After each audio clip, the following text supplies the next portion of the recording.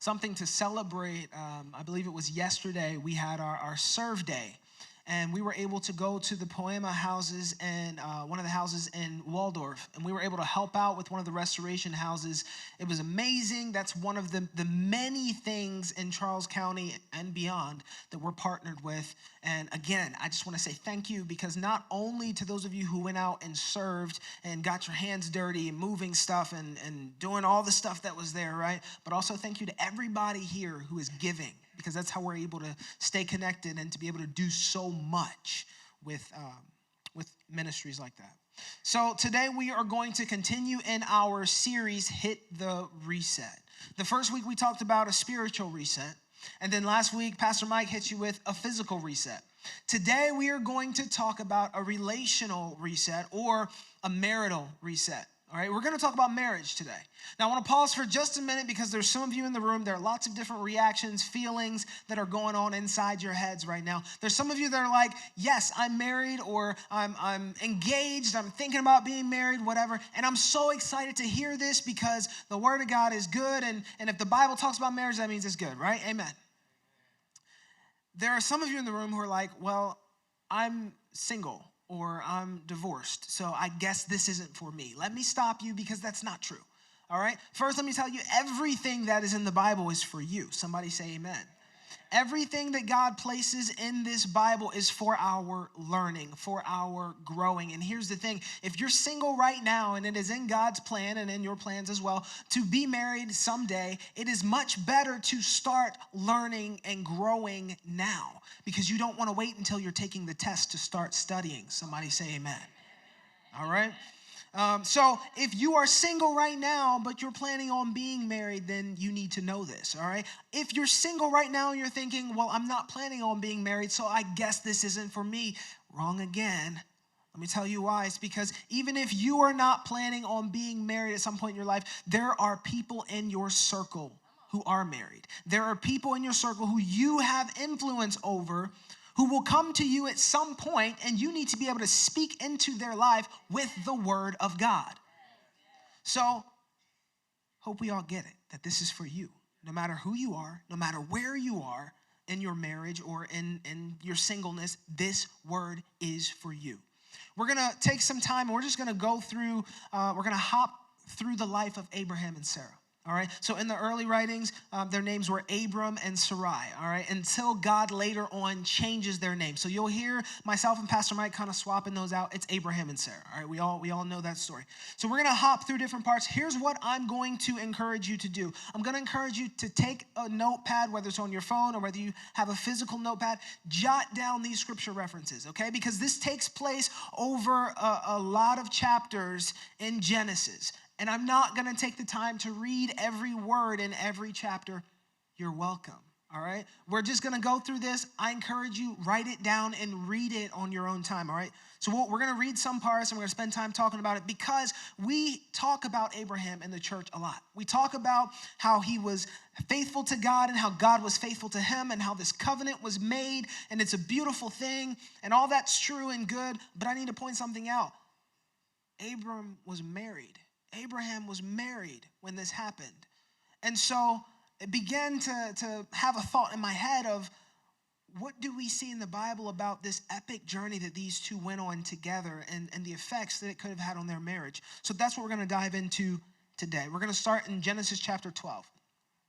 Genesis chapter 12, and I'm just going to read the first few verses. It says, the Lord had said to Abram, go from your country, your people, and your father's household to the land I will show you. I will make you into a great nation, and I will bless you. I will make your name great, and you will be a blessing. I will bless those who bless you, and whoever curses you, I will curse. And all peoples on earth will be blessed through you. Verse 4 says, so Abram went as the Lord had told him, and Lot, who was his nephew, went with him. Abraham was 75 years old when he set out from Haran. So here's the initial call, right? Here's the spot that a lot of us will talk about. It's the moment that God made himself clear to Abraham, spoke to Abraham and said, hey, get up, it's time to go. And a lot of times we focus right on that, and there's a lot in there. But what I want to focus on here is I'm going to call back to what I said earlier. Abraham was married. Abraham was married to Sarah. So when God gave Abraham this call, I need you to understand that it wasn't just for Abraham. I need you to understand that God called the two of them. They had to be on one accord. They had to be a team in order to make this happen. What are you saying, Pastor Theo? In your marriage, if it's going to thrive, you have to realize that it's not just about you anymore. You have to realize that you have a whole other person to worry about, not worry about, but to consider.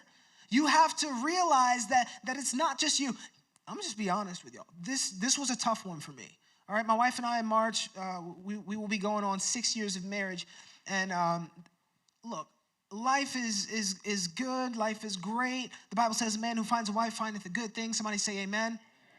All those things are true, but life also gets stressful. Somebody say amen. And we have one kid now, and spoiler alert, we got another one on the way. We're expecting a baby boy this June, so be praying for us. And that's all good. We're all excited. But let me tell you, stresses stack up between home life, work life, all the stuff, right? We all have all the stuff. And you can fill in those blanks with whatever you need to because we all have stuff. But the thing to remember is we have to be a team. And everything that is happening, here's the crazy part. I want you to think about it from Sarah's point of view. Her husband comes to her and says, hey, baby, we got to pack up and go. We're going to leave everything. She says, okay, where? I don't know. Because we just read in the first 5 verses that God says, to a land I will show you. So God didn't even tell him where. God just said, pack up and start walking. See, in this moment, it wasn't only about Abram's faith. It wasn't only about Abraham's faith. Sarah had to have some faith too. She had to have some faith in order to make this thing work. Here's what I'm trying to tell you. It takes two. It takes two. If you're going to make the journey, if you're going to make it to the destination, it's going to take two. Every job change, we got to talk about it. Every financial decision, we got to talk about it. Everything that's happening in our lives, it's not just me and it's not just you. Yes, there are things where it's like, okay, you've got to do your part here and I've got to do my part here, but it's for the team. Everything we do is for the team. Let's keep moving. We're going to stay in chapter 12. Start at verse 10. It says, now there was a severe famine in the land. Abram went down to Egypt to live because there was a severe famine. Verse 11 says, as he was about to enter Egypt, he said to his wife, Sarai, I know what a beautiful woman you are. Somebody say, aw. He says, I know what a beautiful woman you are. When the Egyptians see you, they will say, this is his wife. Then they will kill me, but let you live. Say you are my sister so that I will be treated well for your sake, and my life will be spared because of you. When Abram came to Egypt, the Egyptians saw that Sarai was a very beautiful woman. And when Pharaoh's officials saw her, they praised her to Pharaoh, and she was taken into his palace. He treated Abram well for her sake. And Abram acquired sheep and cattle, male and female donkeys, and male and female servants, and camels. But the Lord inflicted serious diseases on Pharaoh and his household because of Abram's wife Sarai. So Pharaoh summoned Abram. What have you done to me? He said. Why didn't you tell me she was your wife? Why did you say she is my sister so that I took her to be my wife? Now then, here is your wife. Take her and go. So we come to this moment where God told Abram, I need you to pack up, start walking. Abram and Sarah, they're all about it. They're a team, right? But then they get to this moment where things start getting tough. Right? Maybe not necessarily between the two of them, but their situation around them, things got tough. There was a severe famine. Don't raise your hand, but you ever been in a spot in your marriage where things started to get tough?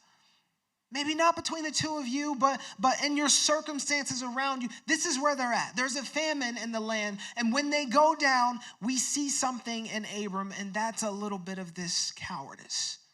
It's a little bit of this cowardly moment where he looks and he says, I'm afraid for my life. I'm afraid for my life, and if you pretend to be my sister, they'll let me live.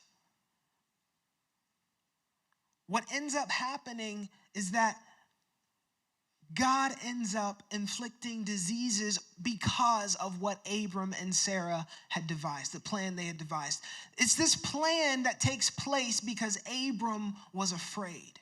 He ends up putting his wife in possible danger in the arms of another because he was afraid for his own life. What are you trying to say? This is what I'm trying to say. Don't let your fears put your marriage in a bad place. Let me say that a different way. Don't let your insecurities put your marriage in a bad place.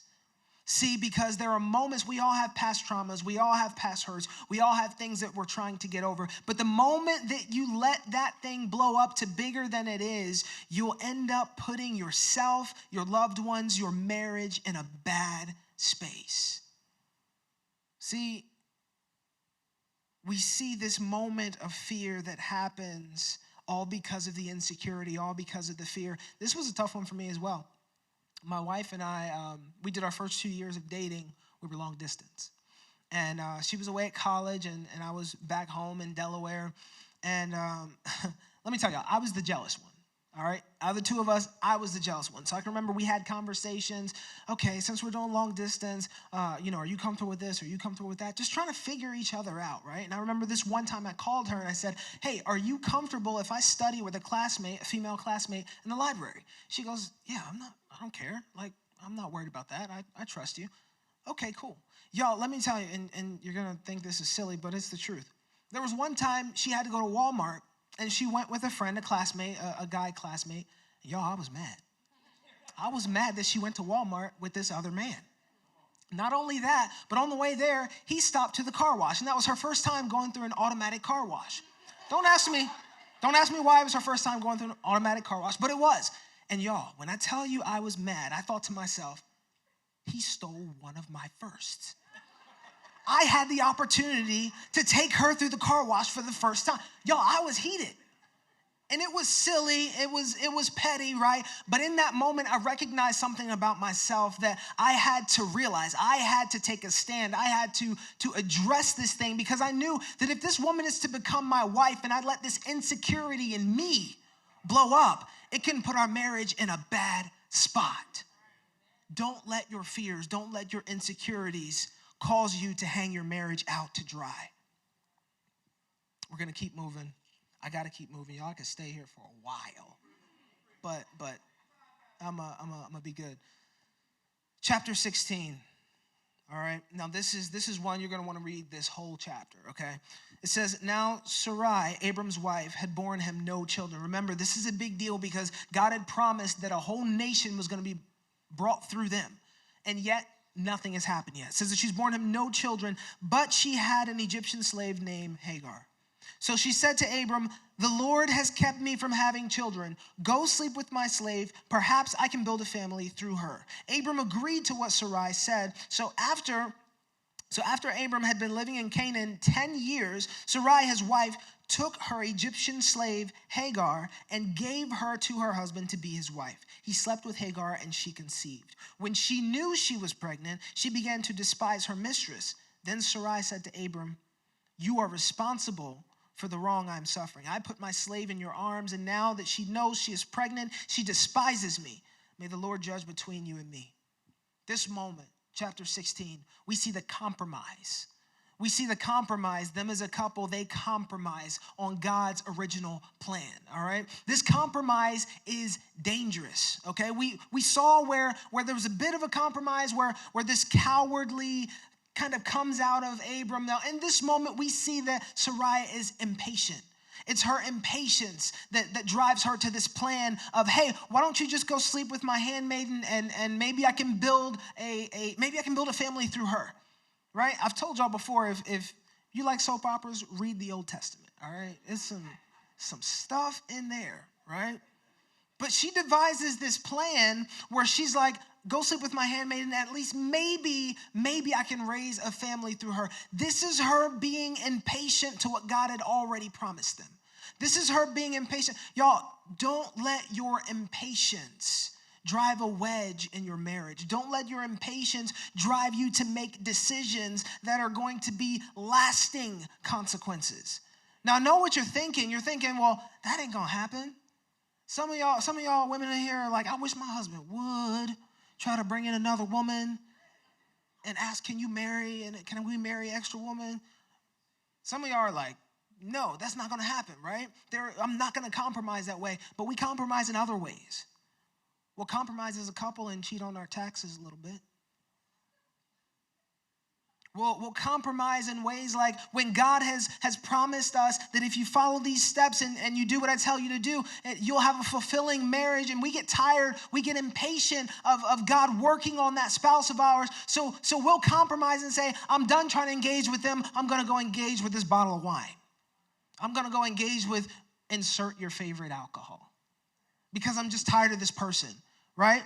I'm tired of trying to engage and have a fulfilling marriage, and so I'm going to go spend hours on the internet looking at trash that's going to destroy my marriage, going to destroy my family. Right? We look at things in the Bible and we say, well, that would never happen to me. I would never compromise that way, but we have our ways of compromising. Can I tell you something? Let me tell you something.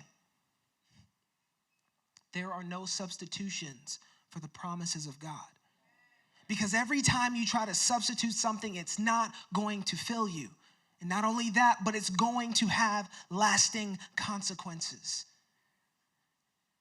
Disunity with God always equals disunity with each other.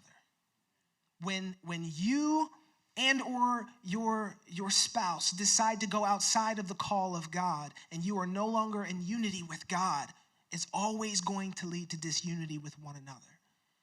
Abraham and Sarah went through all of this. This isn't a God-fearing marriage, y'all. They both know who God is. They're both in relationship with God. Yes, they didn't have the New Testament and things that we have now, but they're in relationship with God. All this is happening in their marriage. And can I tell you that it's just getting started? It's just getting started. Pastor Mike is going to take it from here.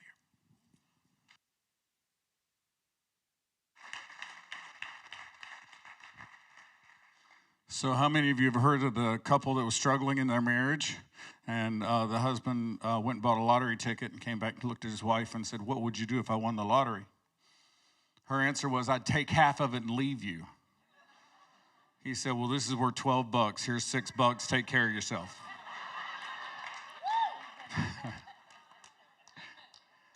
You don't want to get there.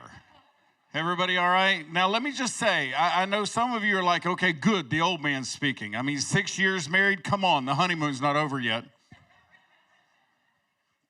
Second kid on the way, which congratulations, second kid on the way. But just leave me alone. You ain't even outnumbered yet. Wait till the third one comes. When you are outnumbered, now, wait a while, and then you will be outnumbered by your grandchildren. So on Friday, Tina and I had all three of the grandkids. I got a picture of the three of them in the back of our car, all in three different, we got 3 car seats in the back of that car. It was impressive. So, I mean, look, the truth is you go through some things. Life gets rough. Watch, let me say what Theo's been saying. Let me put this in a different way. Circumstances will cause you to make choices that are sometimes the right ones and sometimes not. And when you make choices inside of your circumstances that are wrong choices, you cause consequences that will affect you and everyone around you. Abraham and Sarah, you just saw 2 examples. Abraham, out of his fear and his insecurity, lies about who Sarah is, and it costs them. Sarah, out of her insecurity and out of her impatience, decides she's going to come up with plan B because God's plan A isn't working. Listen to me, plan B is never a good idea. God's plan A is always the right idea. And so now let's jump to chapter 21. Because Hagar gives Abraham a son, Ishmael.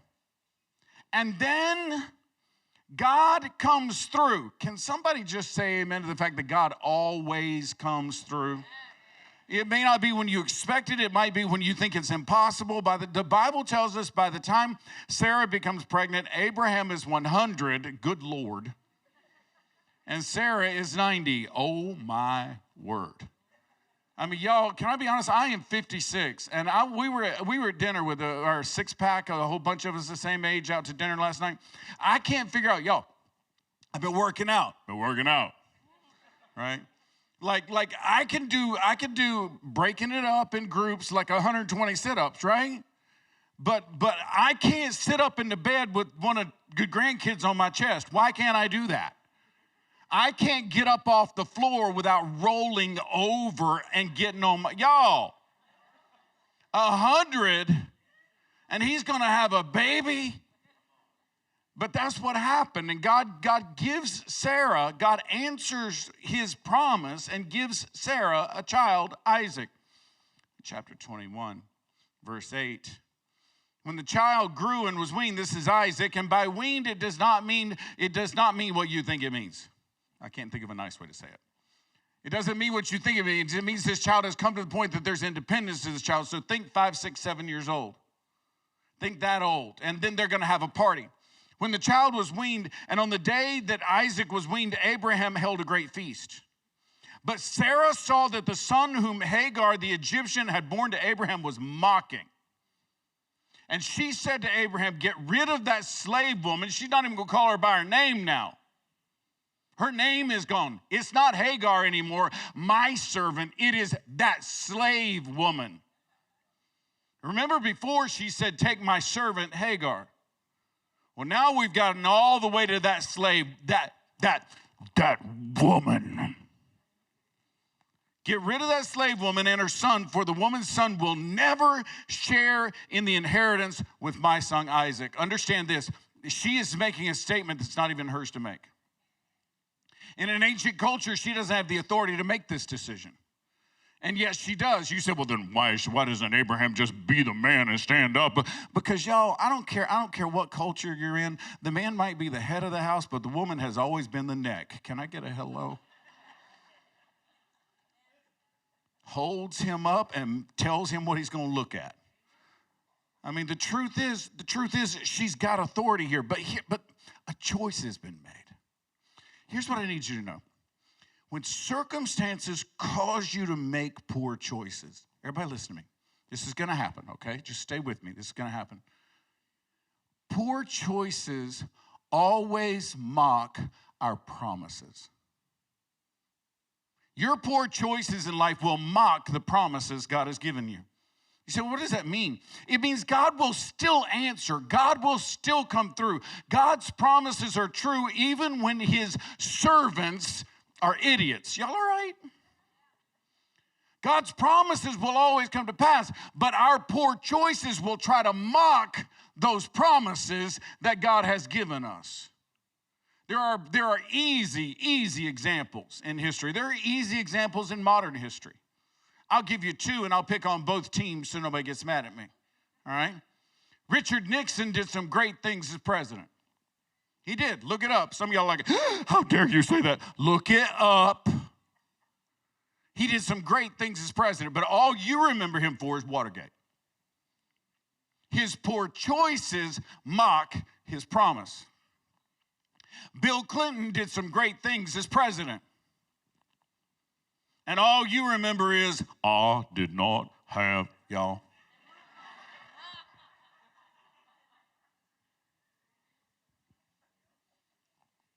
His poor choices mock his promise. Same thing's going to happen in your life. And I'm just going to be honest. I would love to tell you so avoid poor choices. But you're probably not going to. You're probably going to make some poor choices in your life. And they are going to mock your promise. People are going to remember the bad choices you made above and beyond all the good things you've done. You can ruin a lifetime of good choices with a little bit of bad decisions. And it will mock your promise. But it'll be worse than that. I'd like to say that's where it ends, but look at verse 11 in chapter 21.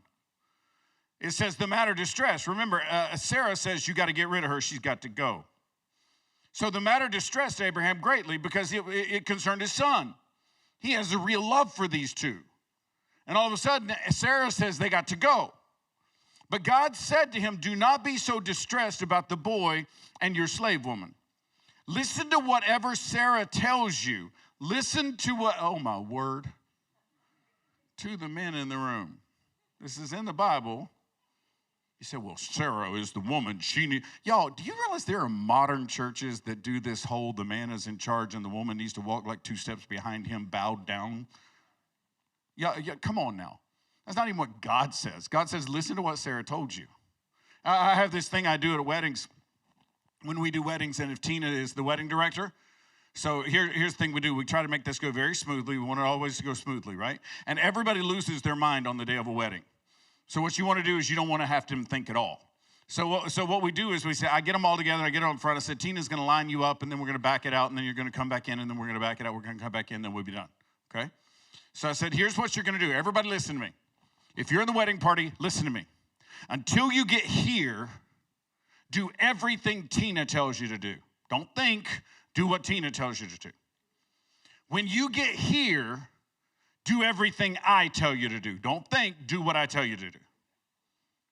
And when this is over, I'll point at the husband. I said, you do everything she tells you to do. And you'll have a good life. You know, I mean, I know that's not entirely true, but you get what I'm saying. God literally looks at Abraham and says, look, you haven't, I'm going to be real blunt. I'm hoping God is nicer than I am. Everybody's good? But God's kind of saying, well, you ain't took a stand up until now. You want to start now? No. Do what she tells you to do. Do what she tells you to do. Because, you say, well, that's awful. God's allowing this. Wait. God's always got a plan. Somebody say amen. Because it is through Isaac that your offspring will be reckoned. The blessing comes through her and her son, not through Hagar and Ishmael. He says that's where it will be reckoned. I will make, could you put almost a but in there, but I will make the son of the slave into a nation also because he is your offspring. And what I've told you, Abraham, is your offspring will become a nation. You now have 2 instead of 1. You now have 2 nations that will come out. And by the way, he didn't tell Abraham this, they're going to fight each other.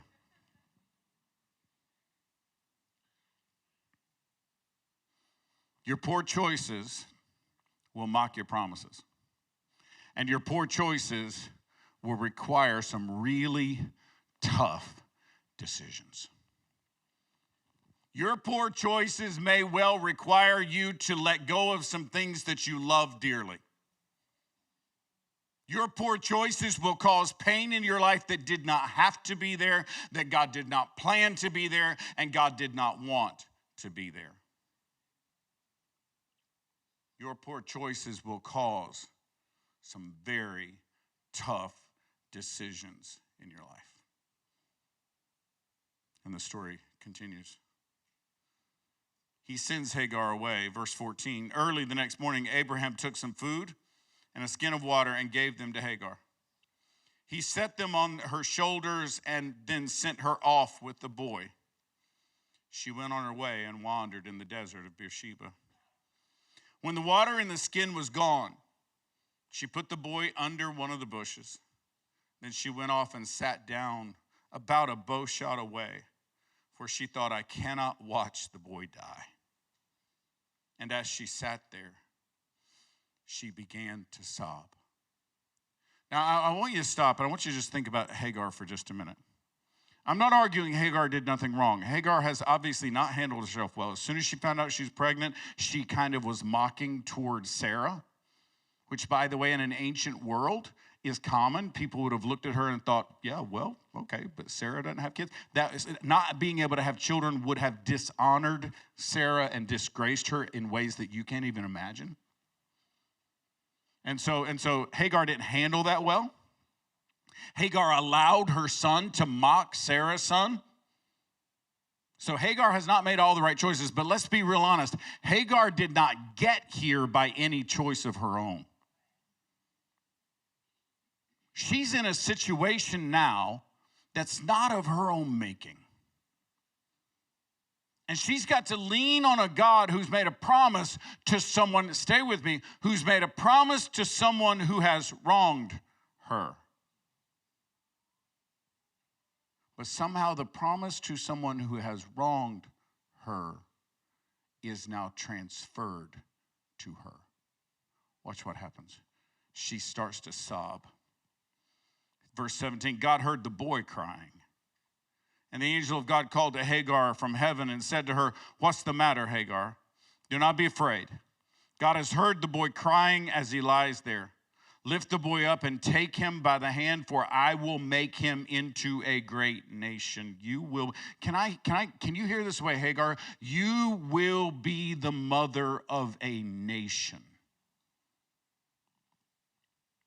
Then God opened her eyes, and she saw a well of water.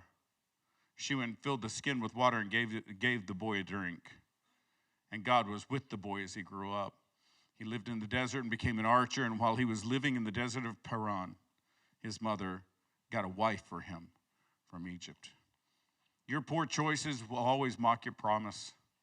Your poor choices require really tough decisions. There are two things I want you to know from this last one. Your poor choices will hurt others, and some of them don't deserve it. You need to know that. You need to know that there are no poor choices you're going to make that will only affect you. Your poor choices affect other people. And you've got to learn to make choices with others in mind, because what you do with your life affects people that are not you. I often think of this, by the way, sidebar, forgive me. I didn't say this last hour. So maybe one of y'all are it. I always think of this when I'm driving 210 or the Beltway. Y'all, this is not a skating rink. Zipping in and out of folks. Acting like you're the only one on the road. Missing people by a few inches because you need to get past 3 lanes to get where you want to go, or running by somebody in the emergency lane. Your poor choices affect other people. Now that's obvious, that one, right? But that happens in a lot of other ways in our lives. You say, "Pastor, I wish you'd bring Theo back because nothing you've said's been good yet." I've been married a lot longer than him. You got a lot more to work with. Tina and I this year will celebrate 35 years. Y'all,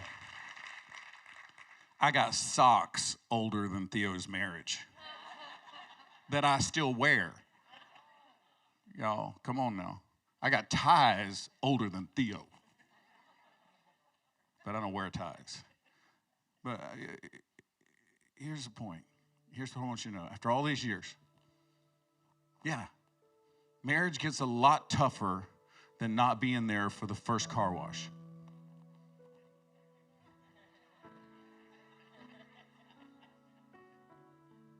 Yeah, life gets a lot harder when the kids outnumber you. And then they start bringing home like spouses. You got in-laws. I have great in-laws, but it complicates the world. And then there's grandkids. And then you can't get up off the floor. And you're thinking, this just gets worse and worse. Y'all are depressed yet? You shouldn't be. You know why? Because the one thing my poor choices can't change is God's promise. God's promise stands no matter how many poor choices I make. Here's what I want you to know. Your bad choices don't negate God's promise. They hurt. They hurt you and they hurt other people. But they don't negate God's promises are true no matter how bad we try to mess them up. Don't take that as license to do whatever you want to. Take it as hope in the midst of a moment when circumstances have driven you to the wrong place. But God's promises are still true. Holy Spirit, speak to us. Life wants to break us.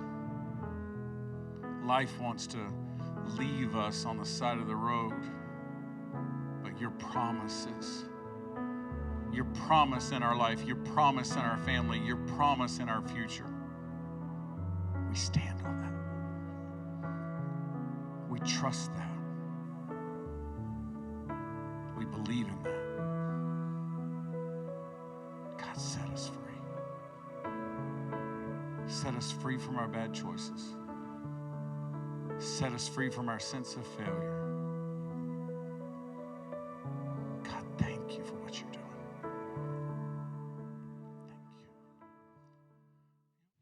Thank you. Thanks for watching another inspiring message from the New Life team.